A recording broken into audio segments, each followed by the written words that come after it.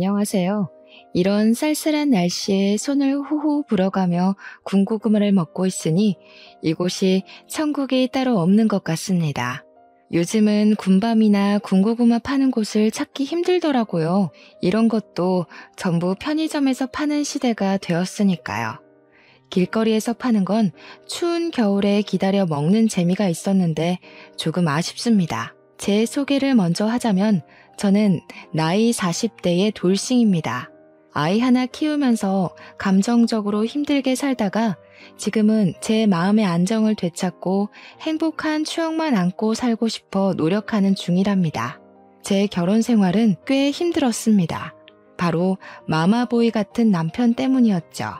지금은 그 마마보이 다시 마마님께 반품하고 어느 정도 회복을 마친 상태랍니다. 그런 제 이야기를 한번 시작해 보겠습니다. 끝까지 들어주시면 고맙겠습니다. 저는 어릴 때 참 힘들게 살았습니다. 다른 것보다도 제가 초등학생일 때 지게차를 운전하시던 우리 아버지께서 일을 하던 중에 차량이 전복되는 사고로 다리 한쪽을 못 쓰게 되었기 때문입니다.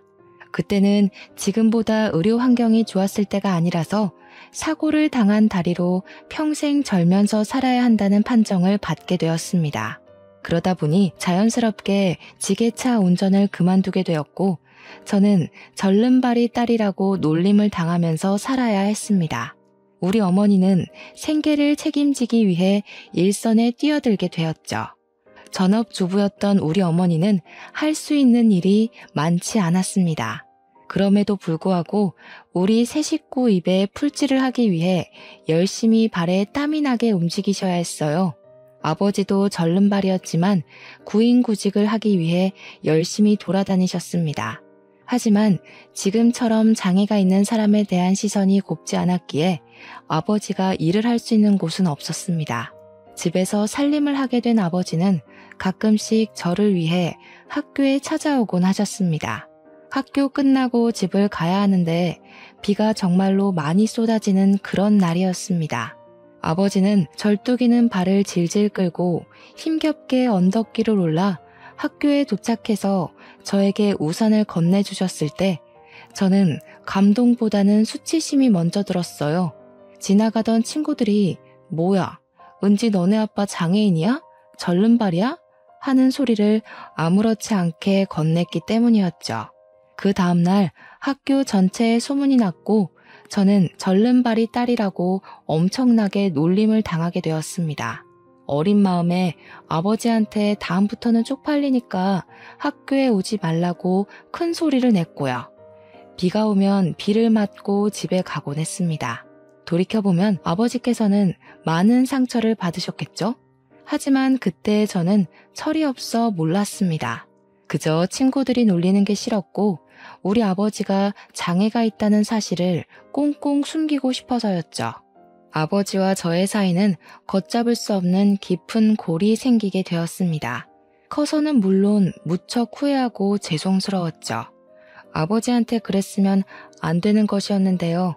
저의 이런 엇나가는 마음과 달리 아버지는 저를 늘 사랑해 주시고 아껴 주셨습니다. 어린 마음에 저는 그게 더 부담스럽기도 했어요. 제가 중학생이 되었을 때는 사춘기까지 겹쳐 아버지께 더 많은 화풀이를 하곤 했습니다. 학교에서 친구랑 싸우고 돌아오면 그게 다 아빠가 절름발이어서 장애가 있어서 친구들이 나를 우습게 보고 그런 것 같았고 성적이 떨어져도 아버지 때문에 신경 쓰여서 그런 것 같다는 생각이 들었어요. 제가 점점 마음의 문을 닫으니까 아버지한테 잘해야겠다, 오해를 풀고 화해해야겠다 하는 그런 생각이 점점 멀어지더라고요. 우리 어머니는 그런 내 마음도 모르고 늘 아빠한테 잘해야 된다면서 아버지 수발을 들게 했습니다. 나이도 어리고 사춘기까지 온 자식이 누가 병든 아버지 수발을 들고 싶겠습니까? 그때 저는 너무너무 싫었습니다. 그렇게 중고등학생 시절을 보낸 뒤 대학을 가게 되었는데 자취를 할 수 있는 형편이 아니어서 통학을 하게 되었습니다. 정말 1시간 반 거리의 학교를 다니면서 틈틈이 아르바이트를 하고 돈을 모아야 했기에 정말 더더욱 피곤하고 힘들었죠. 어렵사리 대학을 졸업하고 나서 열심히 취업 준비를 한 결과 목표하던 회사에서 합격 통보를 받았습니다. 저는 정말 하늘이 떠나가라 소리를 질렀죠. 기분이 너무 좋았습니다. 꽤 괜찮은 식품 기업이었고 중견 기업이라 회사 복지도 참 좋았어요. 가끔 가다가 냉동 만두를 박스로 챙겨주곤 했는데 우리 가족은 그 만두를 참 좋아했었거든요. 거기다가 식품도 전부 할인이 되고 가게에 도움이 돼 정말 행복했답니다.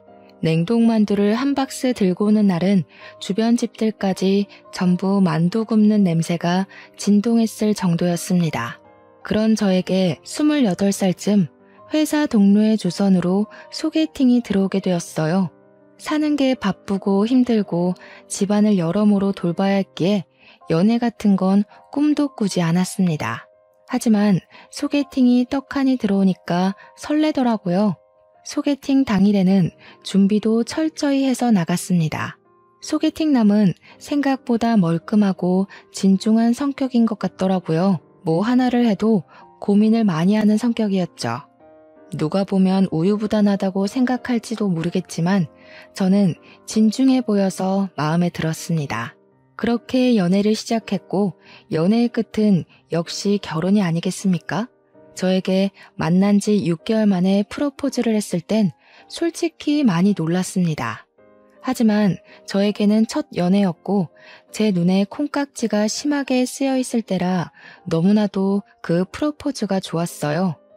이 사람도 나만큼이나 나를 원하는구나 싶어서 같은 마음 같은 하늘을 걸어간다는 느낌이 들었달까요?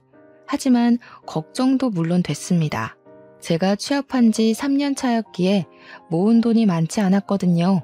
거기다가 제가 집에 생활비까지 일부 지원하고 있었기 때문에 돈이 거의 없다고 해도 무방할 정도였어요.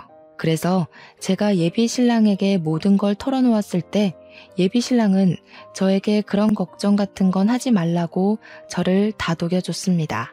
자기한테는 청약으로 당첨된 아파트가 있어서 신혼집 걱정이 전혀 없고 혼수도 비싸고 좋은 거 필요 없다고 했어요. 저는 그런 예비 신랑의 말에 자신감을 가지고 결혼 준비를 시작했습니다. 그런데 아무 문제가 없는 것이 아니었습니다.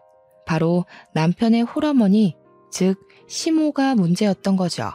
처음 인사드리러 간 날은 제가 긴장도 많이 했고 잘 보이고 싶었는데 시모한테는 만만한 이미지를 심어줬던 것 같습니다. 그날 저한테 정말 취조하듯이 하나하나 다 캐물어 보셨거든요. 제가 진땀이 줄줄 흐를 정도였고요. 인터넷 사연에서만 보던 그런 사람이 나타난 거였죠. 대학은 어디 나왔냐, 부모님은 뭐 하시냐 하시길래 어머니는 마트에서 일하시고 아버지는 집에 계신다고 했죠.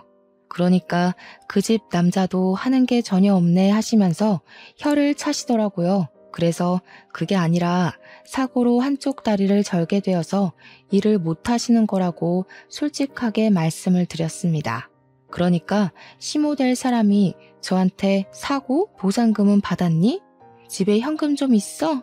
하는 겁니다. 제가 그 말을 받아쳤어야 했는데 그놈의 첫 만남이 뭔지 제가 바짝 얼어서 아무 말도 못하고 말았어요. 예비 신랑이 뭘 그런 걸 물어보고 있냐고 예비 시모를 타박하고 나서야 정신이 제대로 들었을 정도였으니까요. 예비 시모는 거기서 멈추지 않고 이런 거 하나하나 다 알아야 하는 거라면서 현금이 얼마나 있는지가 제일 중요하다 했죠. 그래서 그때가 무척 과거이고 일하다가 난 사고라 보상금은 못 받았다. 생활비도 제가 보태고 있는 상황이라고 솔직하게 말했습니다.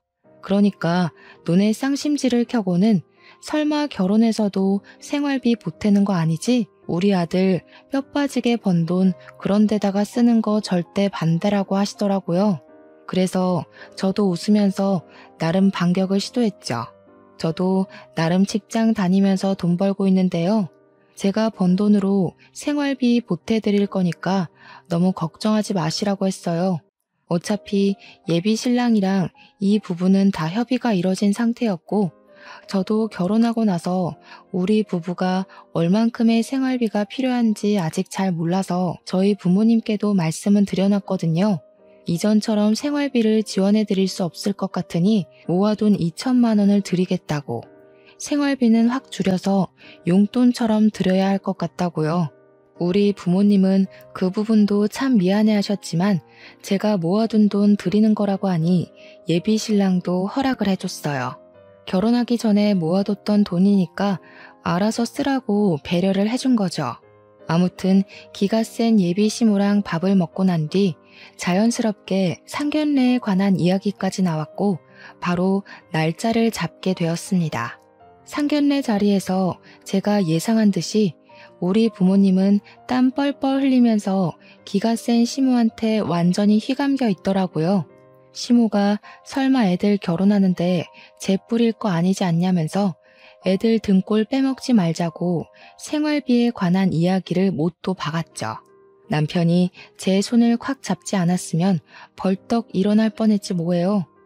이미 남편이랑은 다 상의가 되었기에 그냥 아무 소리 하지 않고 있었어요. 저희 부모님도 네네 하고 마셨고요. 물론 제 마음은 썩어 문드러지는 것 같았죠. 결혼하고 나서는 절대로 지지 말아야겠다고 다짐했습니다. 제 표정이 점점 굳으니까 예비 신랑이 예비 시모한테 한 소리 하더라고요. 엄마, 교양 없이 행동하지 마세요. 하고요.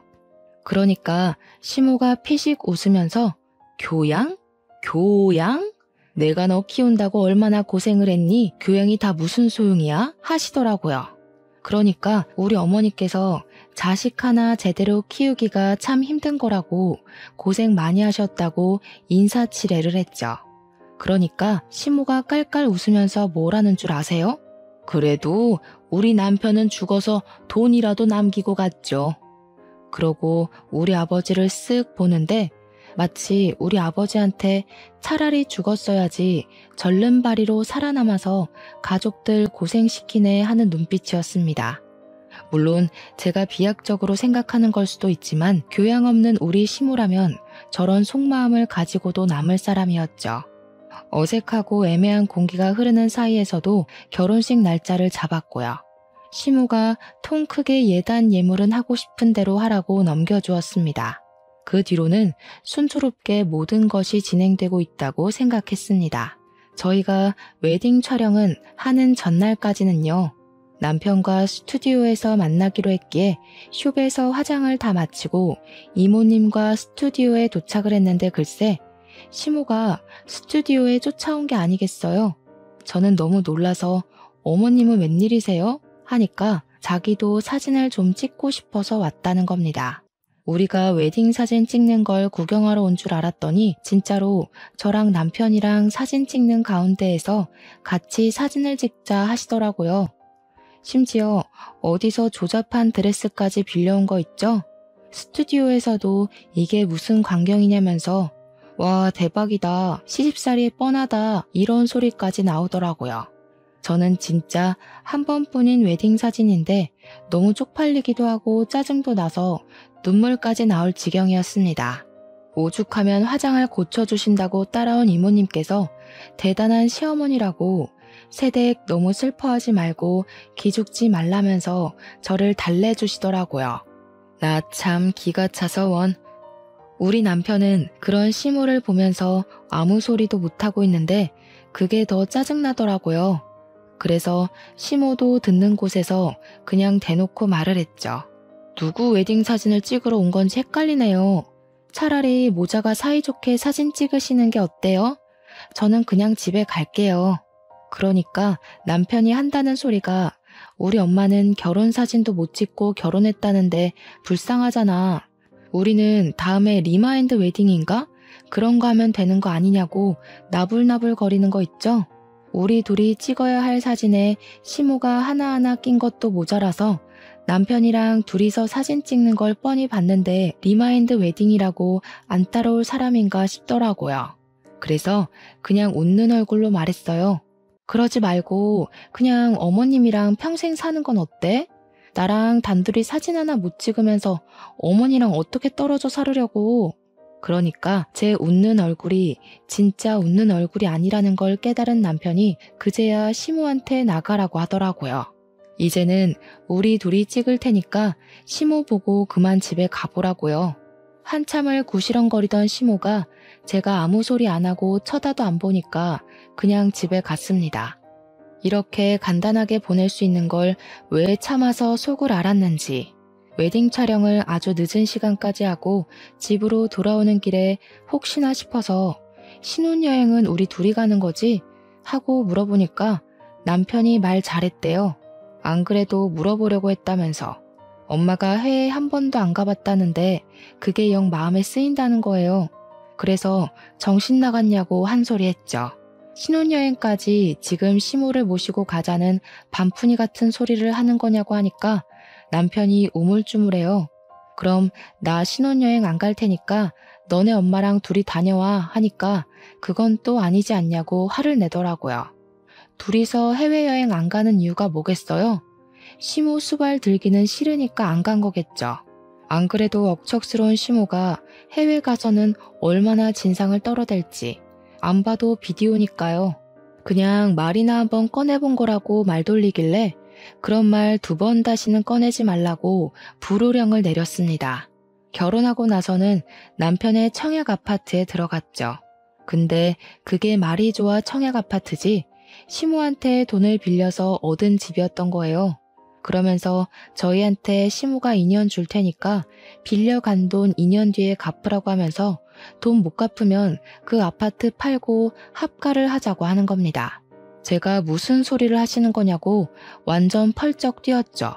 그러니까 시모가 한다는 소리가 자기 노후 자금 털어서 아들 대출 안 받게 하려고 빌려준 돈인데 갚을 수가 없으면 합가를 해야지 하는 거예요. 남편은 저한테 엄마 노후 자금이니까 우리가 돌려드리는 게 맞지 이러고 있고요. 이미 남편이랑 이야기를 다 끝내둔 상태였던 거죠. 애초에 합가를 하려고 처음부터 뭐 집 알아서 해라 신경 안 쓴다 이랬던 거예요. 그래서 저도 이대로 끌려가면 안 되겠다 싶어서 웃는 얼굴로 대답했어요. 어머님, 그러면 저희 애 낳으면 애도 다 봐주시고 밥도 다 해주시고 청소도 다 해주시고 하는 거죠? 저희 맞벌이니까 어머님께서 집안일 다 해주시는 거 맞죠? 저 피곤해서 집안일 못해요. 그러니까 어머님이 펄쩍 뛰면서 아니 자기가 다 늙어서 며느리 수발을 들어야 하네요. 그래서 제가 노는 것도 아니고 바깥일 하는 사람인데 집안일을 어떻게 하나하나 신경 쓰겠냐고 했죠. 어머님이랑 같이 살면 입주 도우미도 필요 없겠다고 애들 줄줄이 소시지처럼 낳겠다고 했어요. 어머님께서 다 키워주실 거죠? 하면서요. 그러니까 시모가 일 없다고 나중에 다시 이야기하자면서 한 수 물으시더라고요.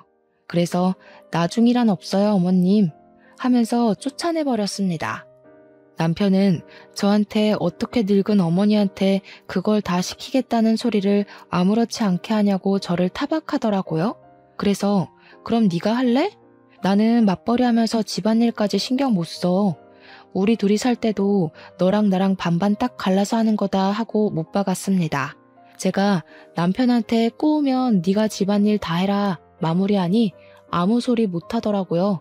도대체 왜 시댁 사람들은 전부 며느리를 자기 몸종인 줄 알고 대하는 걸까요?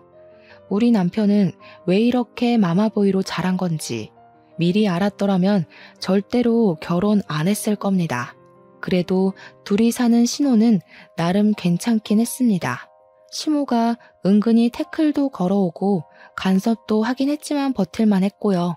저도 얼굴에 딱 철판 깔고 일일이 대드니까 시모도 저한테 작은 걸로는 트집을 잡지 않더라고요. 시모가 불쑥불쑥 찾아오지 못하게 애초에 비밀번호를 알려주지도 않았고 남편이 몰래 알려주면 비밀번호를 바꿔버렸어요. 하루는 남편한테도 비밀번호를 알려주지 않았더니 문 밖에서 벌벌 떨고 있더라고요. 2번 다시는 비밀번호 알려주지 않기로 약속하고는 집으로 들어오라고 문을 열어주었죠. 신혼 2년을 보내고 시모가 무슨 일수 받으러 온 사람처럼 저에게 노후 자금을 돌려달라고 당당하게 말을 하더라고요. 남편은 귀를 후비적거리고 있고 제가 정확하게 금액이 얼마냐고 물어보니까 3억이래요. 3억이 네 집 개 이름도 아니고 2년 동안 모아봐야 얼마나 모았겠어요? 당장이라도 합가할 기세로 나오는데 저도 지고 싶지 않았죠. 그래서 대출 받아서 드릴게요 했습니다. 그러니까 남편도 시모도 펄쩍 뛰는 거예요. 무슨 대출까지 받아서 주냐고. 그냥 합가하는 게 편하지 않겠냐고요. 도대체 합가 못해서 죽은 귀신이라도 들러붙은 건지. 제가 죽어도 같이는 못 살겠으니까 그냥 대출 받아서 드린다고요. 하고 대놓고 이야기하니까 시모가 부들부들 떠는 거예요. 저한테 더 우길 수도 없고 합가도 못하게 생겼으니까 생떼를 쓰면서 자기 한마디면 너 이혼녀 만들 수 있는데 참고 있는 거라고. 예쁘다 예쁘다 해줄 때 더 이상 기어오르지 말라고 하는데 남편도 사색이 돼서 엄마 하고 부르더라고요. 참나, 누가 무서운 줄 아나. 제가 아무 소리 안 하고 귀만 후비적거리면서 파고 있으니까 시모가 막 소리를 질렀어요. 한 번만 더 지켜볼 테니까 그런 줄 알고 조용히 있으래요. 그 뒤로는 뭐 더 하면 더 했지 절대로 덜 하지는 않았습니다. 합가를 못한 게 그리 억울했는지 시모가 시킨 건지 몰라도 남편이 저녁마다 전화해서는 엄마 밥 먹었어? 우리는 이제 밥 먹어 이러면서 오늘 반찬이 뭔지 일일이 말하고 있더라고요. 그러면 시모가 한 30분쯤 지난 뒤에 저한테 전화가 오더니 어묵볶음 간장에 졸인 게 맞냐? 미역국에는 소고기보단 굴을 넣고 해야 우리 아들이 좋아한다. 굴은 오래 끓여야 탈이 안 나는 거라면서 일일이 훈수를 두는데 하루 이틀이면 몰라도 매일같이 저러니까 돌겠더라고요. 그날도 반찬 만드는 걸로 한 소리 하려고 하시길래 제가 먼저 선수를 쳤습니다. 어머님, 그러지 마시고 반찬이랑 국 좀 만들어서 집으로 보내주세요. 그냥 데워 먹는 게 저도 편해요. 내일부터는 부탁드릴게요. 하고 끊어버렸습니다. 그러니까 바로 또 전화 오는데 설거지 해야 돼서 바빠요. 하고 끊어버렸죠. 그 다음날 반찬을 해주셨게요? 당연히 안 해주셨죠. 대신 반찬 만드는 걸로 훈계하시던 전화도 뚝 끊어졌습니다. 주말이면 불러내서 오랜만에 얼굴 보자 하시는데 매주 보는 게 무슨 오랜만인지. 남편이랑 데이트하기로 했어요. 하고 피하고 제가 몸이 좀 안 좋아서요. 남편이랑 둘이 보세요. 하고 피했죠. 시모가 솔직히 자기 아들 보고 싶은 것도 있겠지만 저한테 잔소리하고 괴롭히고 싶어서 만나자는 소리로 들렸거든요. 속으로 그럴 거면 둘이 살지 왜 나랑 결혼해서 날 피곤하게 하나 하는 생각도 물론 들었죠. 하루는 장문으로 저한테 문자 메시지가 온 거예요. 우리 아들 옆에서 내조 잘하고 몸 관리 잘하고 있는 거 맞니? 임신은 왜 안 하니? 너 살쪄서 애가 안 생기는 거 아니니? 살 좀 빼라. 매일같이 몇 걸음 걸었는지 운동 몇 시간 했는지 나한테 보고하렴. 그래서 저도 최대한 예의를 갖추어서 답장을 보냈습니다. 회사 일하면서 저녁에 밥하고 빨래하고 하면 운동할 시간이 없네요. 아무리 남편이 가사를 좀 도와준다고 해도 전적으로 맡아주지 않는 이상 어렵겠어요. 남편한테 집안일 하라고 하고 저는 운동 다닐게요. 그러니까 바로 시모한테 전화가 오더라고요. 꿀릴 거 없어서 받았죠. 얘, 너 미쳤니? 우리 아들한테 집안일을 시키긴 왜 시킨다는 거야? 너 이혼당하고 싶어서 아주 수를 쓰는구나. 어머님 때문에 정말 이혼하고 싶네요. 누구는 뭐 이혼 안 하고 싶어서 가만히 있는 줄 아세요? 그렇게 귀한 아드님 보듬고 살 거면 결혼을 시키지 말았어야지. 결혼을 왜 시켜서 이러세요? 노총각 걷어준 거 고마운 줄 모르고 뻔뻔하긴 이 못돼 처먹은 아줌마 같으니라고. 다시 한 번 더 이혼하네 뭐네 하면 나도 가만 안 있어. 시모가 너 정신 나간 거야 뭐야? 야 이년아 하는데 전화 그냥 끊고 전원도 꺼버렸어요. 솔직히 이혼하고 싶은 마음이야 굴뚝같이 있었죠. 제가 친정에 이야기를 안 해본 것도 아니었어요. 그런데 친정엄마가 말리더라고요. 친정이 든든한 것도 아닌데 이혼까지 해서 낙인까지 찍히면 누가 절 데리고 가겠냐고요. 재혼이나 하겠냐면서 아직 살아본 지 얼마 안 됐으니까 버텨보라고 하는데 정말 가난이 죄구나 싶었습니다. 몇 개월을 고민하다가 결국에는 각방을 쓰자고 남편한테 이야기를 했어요. 그제야 시모한테 전화하는 것도 줄이고 연락도 못 오게 해주겠대요. 물론 그 약속은 한 달이 채 가지 않았습니다. 처음에는 집안일 도와주고 저랑 대화도 좀 하고 예전처럼 돌아오는 것 같더니 다시 아나무인 태도로 돌아가더라고요. 아, 이 사람은 갱생이 불가능한 사람이구나 싶어서 이혼이 답이다. 친정에 비비지 못하더라도 홀로 서기를 해보자 하고 결심했습니다. 그런데 하늘도 무심하시지. 그때 제가 임신을 하게 된 겁니다. 몸이 자꾸 축축 처지고 위열도 있고 감기 기운 같은데 이상하게 이전이랑 느낌이 다른 겁니다. 혹시 몰라 임신 테스트기를 해보니 두 줄이 딱 뜨더라고요. 병원에 갔더니 임신 5주차라고 하는 거예요. 애가 생긴 마당에 홀로 서기는 물거품이 되었죠. 제가 임신했다고 하니 남편이고 친정이고 시댁이고 모두 경사났다고 난리가 났습니다. 웃긴 게 시모가 완전히 태세를 전환해서 저한테 너무 잘했다고 우리 며느리가 한 건 했다 난리를 치더라고요. 며느리 힘들어서 애 떨어지면 큰일 나니까 집안일 도와주라고 남편한테 눈치도 주고요. 저한테 무조건 아들일 거라고 우리 집안에 아들씨가 많다고 아주 장담을 하시더라고요. 그런 와중에 입덧이 시작되었고 입덧을 엄청 심하게 하는 바람에 남편은 제 눈치를 보면서 밖에서 밥을 먹고 들어오기 시작했어요. 처음에는 제가 아예 음식 냄새조차 못 맡았거든요. 그런데 한 16주쯤 지나니까 입덧도 사라지고 먹고 싶은 게 너무 많은 거예요. 그래서 남편 보고 일찍 들어와라. 같이 밥 먹자고 먹고 싶은 게 너무 많다고 이야기를 했죠. 근데도 자꾸 남편이 밥 먹고 왔다고 늦게 들어오는 거예요. 족발 먹고 싶은데 김치전 먹고 싶은데 하면 내일 낮에 사 먹으라고 지금 피곤해서 못 사다 준다고 서운하게 그러더라고요. 하루 이틀 지나니까 혹시 바람이 났나 싶어서 휴대폰을 뒤져보니까 글쎄 시무랑 밥을 먹고 들어오느라 늦는 거 아니겠어요? 너무 어이가 없어서 당장 남편에게 따지니까 제가 너무 이랬다 저랬다 시키는 게 많고 입덧도 하니까 배려하려고 먹고 들어온 거래요. 배려는 무슨 배려? 나랑 밥 먹는 게 배려해주는 거 아니냐고 했더니 그럼 우리 엄마는 혼자 밥 먹잖아 이러는 거 아니겠어요? 집에서 남편 기다리는 나는 혼자 아니냐고, 임신은 나 혼자 알아서 한 거냐고 따졌죠. 거기다가 제 뱃속의 아이가 17주의 딸이라는 걸 알게 됐거든요. 그랬더니 또 한 번 시모가 태세 전환을 하는 거예요. 아들인 줄 알았더니 어떻게 딸을 가질 수가 있냐면서 이제 집안일도 좀 하고 산모가 움직여야 애가 쑥쑥 나오는 거라고.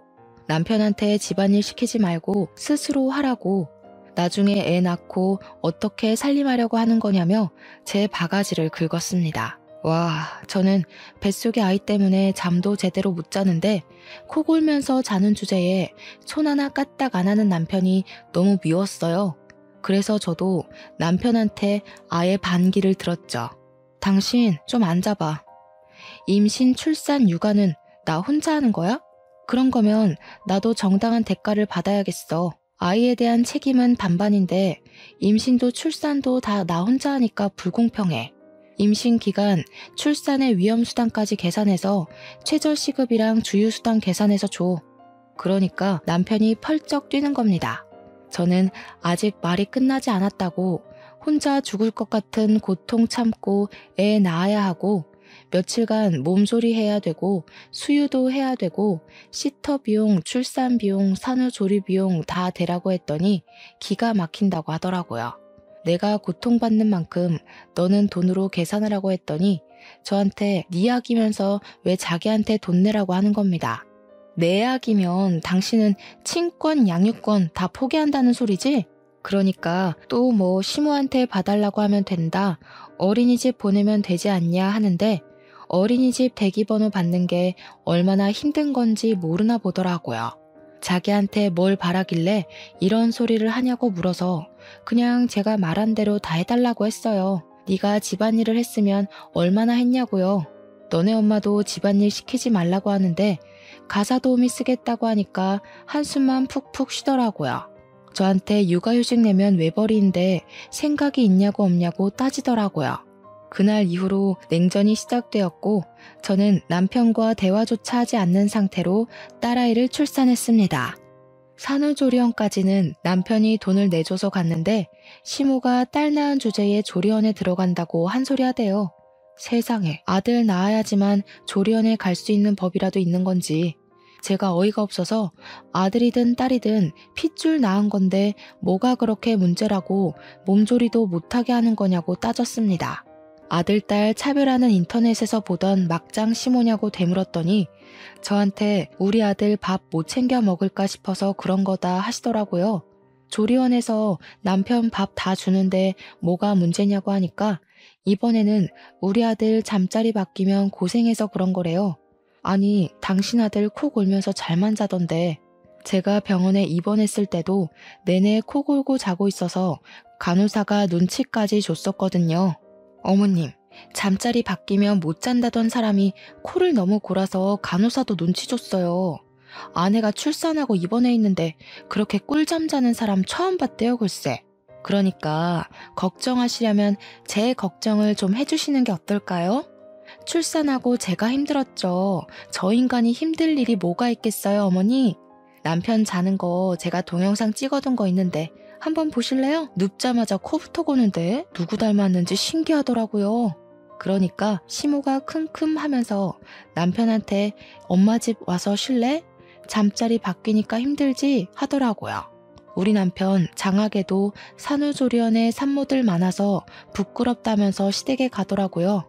다른 집은 남편이 수유도 도와주고 유축도 도와준다던데 저는 혼자서 낑낑거리면서 하고 있었죠.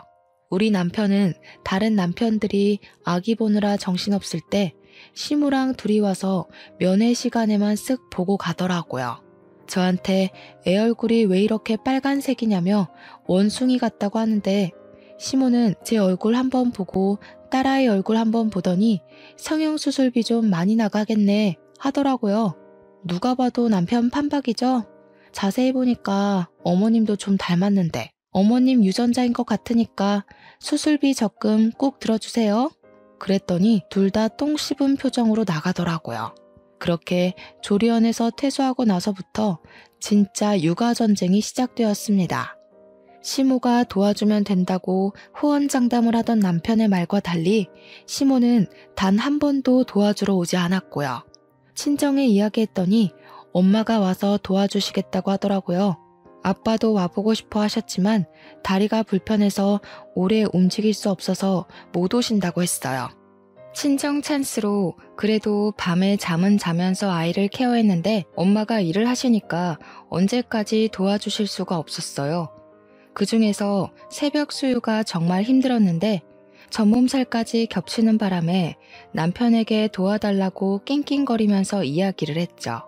유축해놓은 거 데워서 먹여만 주라고 너무 아파서 못하겠다고 하니까 무슨 애엄마가 엄살이 그렇게 심하냐고 타박을 하는 겁니다. 내일 출근해야 하는데 지금 잠 깨면 어떻게 자라고 하는 거냐고. 그 말에 너무 서러워서 제가 소리를 쳤어요. 내가 밖에서 애 낳아왔어? 네 딸인데 어떻게 그런 식으로 말을 할 수가 있어? 네가 애한테 해준 게 뭐야? 목욕 한번 씻겨준 적 없는 사람이 저러니까 화나서 소리를 쳤더니 그 새벽에 시모한테 스피커폰으로 전화를 걸대요. 엄마가 와서 좀 도와줘. 나보고 애 젖을 먹이라 하잖아. 그게 뭔 소리냐? 우리 아들이 젖이 나와 뭐가 나와? 그래서 저도 전화기에 대고 소리를 꽥 질렀습니다. 유축해놓은 거 먹여달라 하는데 그게 뭐가 문제예요? 그거 하나 못할 거면 애는 왜 낳았어? 너네 먹여 살리려고 일하는 우리 아들이 불쌍하지도 않니? 아들, 자는데 자꾸 피곤하게 굴면 우리 집 와서 자고 출근해. 남편이 전화를 뚝 끊더니 우리 엄마 말 들었지? 이러면서 의기양양하게 굴더라고요. 그 말에 너무 열이 뻗쳐서 그 새벽에 전몸살로 퉁퉁 부은 몸을 이끌고 짐을 싸서 친정으로 갔습니다. 남편이 짐 싸는 저를 보면서 너 뭐하냐? 하는데 꺼지라고 너랑은 못 살겠다고 했어요. 네 입으로 네 자식이라고 한 내 자식 데리고 나갈 테니까 너는 아빠 노릇 할 생각도 하지 말고 권리도 찾으려고 하지 마.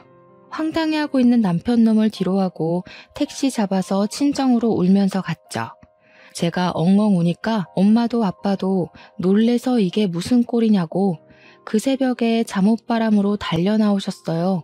시모가 나한테 이혼당하고 싶냐고 막말한 거, 남편이 마마보이라는 거 죄다 일러바치니까 엄마도 아빠도 황당해 하셨습니다. 엄마가 그 정도였냐고 하는데 제가 그냥 참고 살라며 하며 빽 소리를 질렀죠. 아빠는 엄마한테 한 소리 했어요. 우리 딸이 최우선이지 어떻게 딸한테 참고 살라고 할 수가 있냐며 온 가족이 서로에게 미안하다고 이야기하면서 그날 밤 오래간만에 푹 잠을 잤습니다. 다음날 날이 밝자마자 시모가 저한테 전화를 해서는 어디냐고 집 나갔다면서 하고 묻더라고요.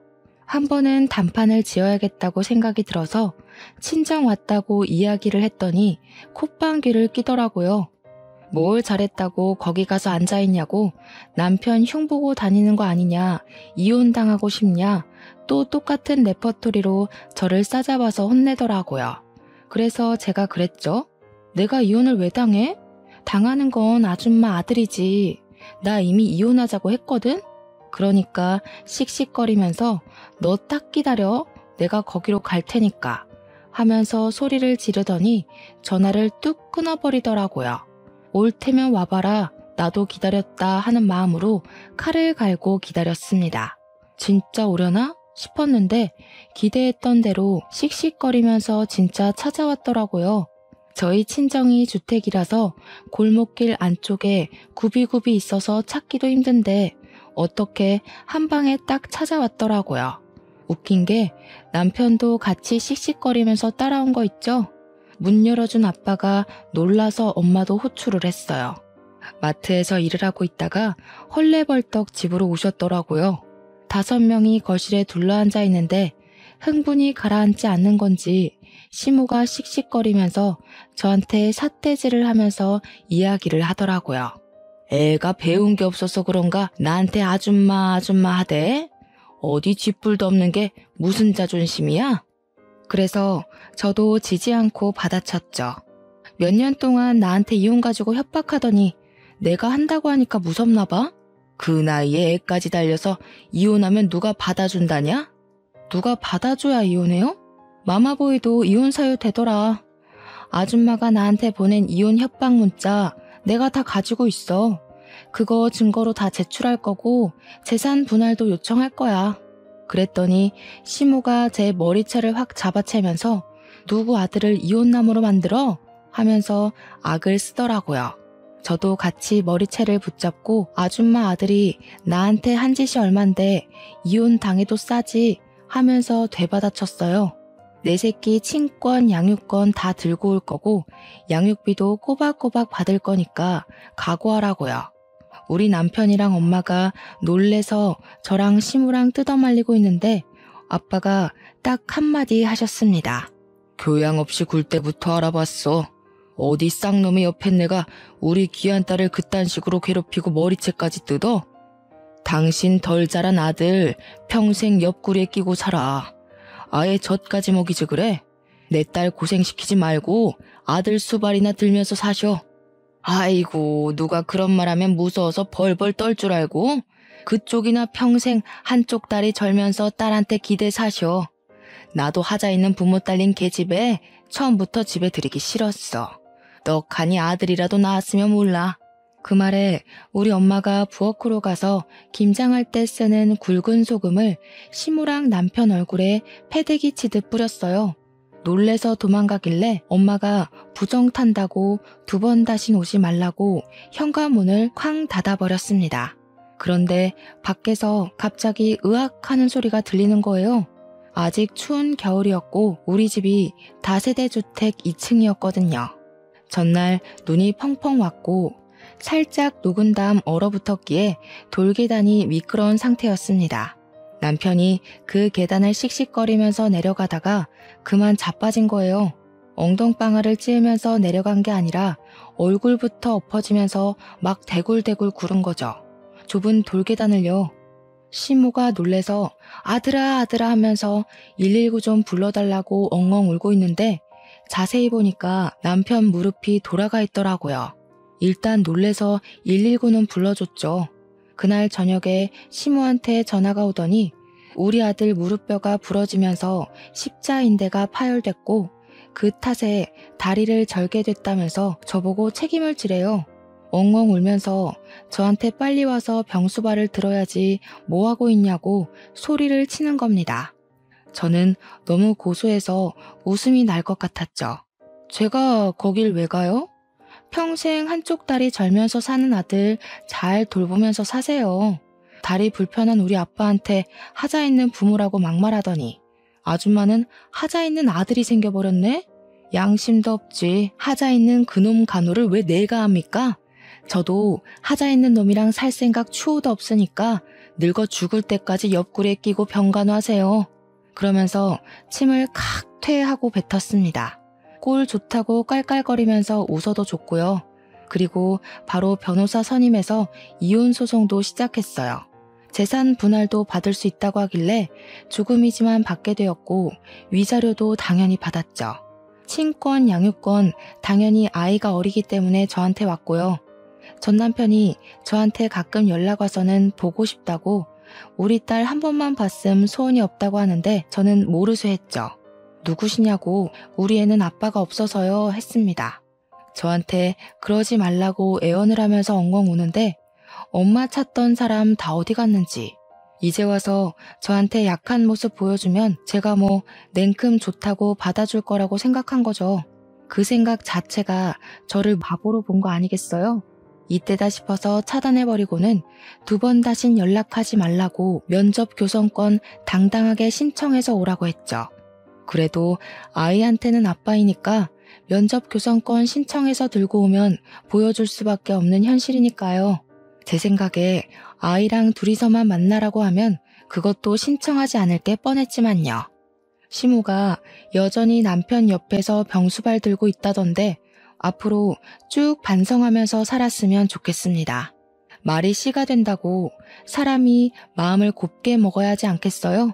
하자 있는 집안이라고 무시하더니 똑같이 돌려받으니까 지금쯤 얼마나 후회하고 있겠습니까? 저희 아버지를 절름발이라고 무시한 것도 마마보이 아들 둬 놓고 저한테 갑질한 것도 평생 속죄하고 후회하면서 살길 바라고 있어요. 이래서 당장 코앞의 일도 모르는 거라는 말이 있나 봐요. 청취자 여러분들도 항상 어디서나 말 조심하시고 받은 만큼 꼭 돌려주면서 사시길 바랍니다. 누군가에게 상처를 주면 그만큼 부메랑으로 돌아오는 법이라는 거 명심하셨으면 좋겠어요. 그러니까 내가 받은 상처도 꼭 그 사람에게 돌아갈 것입니다. 현명한 여러분의 선택을 저는 응원하고 지지하겠습니다. 여러분도 저의 홀로서기를 응원해 주시면 감사하겠습니다.